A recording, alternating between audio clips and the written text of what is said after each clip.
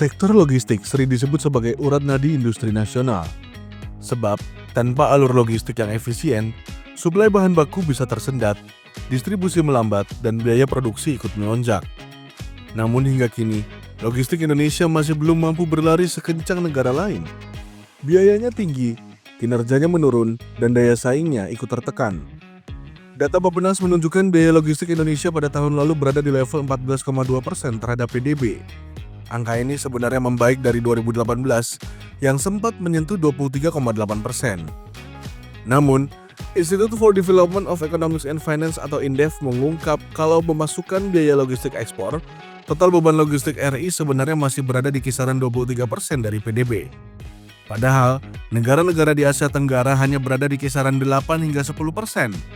Artinya, biaya logistik Indonesia masih jauh lebih mahal dibanding negara tetangga. Selain masalah biaya, performa logistik Indonesia juga ikut merosot. Indeks Kinerja Logistik atau LPI versi Bank Dunia mencatat, peringkat Indonesia turun dari posisi 45 pada 2018 menjadi 61 pada 2023. Singapura naik ke peringkat 1 dunia, Filipina membaik, sementara Indonesia justru turun jauh. Tingginya biaya logistik bukan hanya soal tarif, tapi juga karena infrastruktur yang belum merata, ketergantungan pada pelabuhan besar, hingga rantai pasok yang belum efisien. Karenanya, INDEF menekankan pentingnya digitalisasi dari hulu ke hilir. Jadi di Singapura sendiri ya, dari digital trade permit platform itu sudah digital ya. Jadi yang namanya izin-izin itu sudah pakai digital semua gitu ya. Terus kemudian dari fleet safety manajemennya juga sudah digital ya. Terus kemudian dari freight manajemennya juga sudah digital dan sampai dengan warehouse manajemennya juga sudah digital. Menanggapi hal itu, pemerintah juga mulai mempercepat digitalisasi dan pembenahan ekosistem logistik. Direktur Jenderal Perdagangan Dalam Negeri Kementerian Perdagangan Iqbal Sofwan menyebut, digitalisasi menjadi kunci untuk menekan biaya dan memastikan transparansi.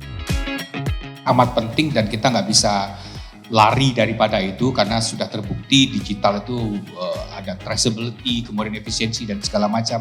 Kita bisa punya argumen sekian banyak tentang pentingnya digitalisasi. Tapi kalau misalnya hal kayak gini nggak diberesin, ini fundamental. Yang fundamentalnya dulu yang kita beresin nih. Dari sisi transportasi, Kementerian Perhubungan fokus pada integrasi antar moda.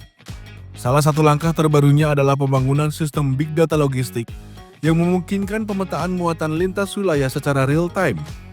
Ini membantu pelaku usaha mengarahkan armada ke titik yang memiliki muatan sehingga pergerakan menjadi lebih efisien. Dengan suatu konsep big data, kita bisa tahu Pak bahwa ada barang, ada potensi di mana yang bisa diangkut. Kami bisa menginformasikan, di situ ada potensi yang harus diangkut. Silahkan ber-B2B, yang diangkut ini yang dibutuhkan bla bla bla. Terkait digitalisasi, Ketua Umum Asosiasi Logistik dan Forwarder atau ALFI Akbar Johan juga menegaskan bahwa digitalisasi sudah menjadi kebutuhan bisnis. Transformasi ini terbukti memangkas biaya logistik.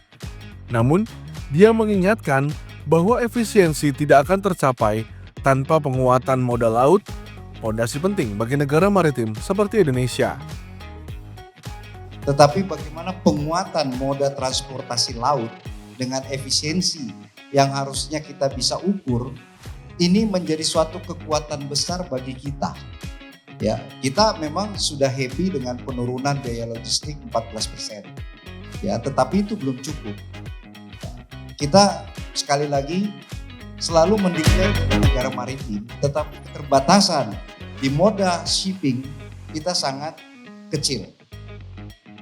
Sektor swasta yang bergerak langsung di lapangan juga merasakan tantangan serupa. General Manager Business Communication PT Kramayuda Tiga Berlian atau KTB, Toto Sudaryanto menyebut, tantangan utama bagi angkutan jalan bukan hanya harga kendaraan, tetapi juga pada perawatan. Oleh karena itu, produsen truk merek Fuso kini mulai mendorong efisiensi melalui inovasi teknologi dan sistem telematika untuk membantu perusahaan mengelola armada secara digital. Sehingga dengan teknologi ini, alat transportasi atau truk kami tani akan lebih awet, lebih durable, sehingga biaya dari para pengusaha juga setidaknya akan lebih efisien, seperti itu. Kemudian yang kedua, selain produk, kami juga dalam hal digitalisasi yang tadi Bapak juga sampaikan, bahwa semua produk kami juga dilengkapi dengan yang istilahnya runner telematic system, Pak. Karena kami yakin bahwa efisiensi tidak hanya dari kendaraannya sendiri, tapi juga dari cara memanage kendaraannya itu sendiri. Bukan cuma mengikuti zaman, para pelaku industri logistik juga terus meroda dengan regulasi yang ada demi memastikan keamanan hingga kenyamanan.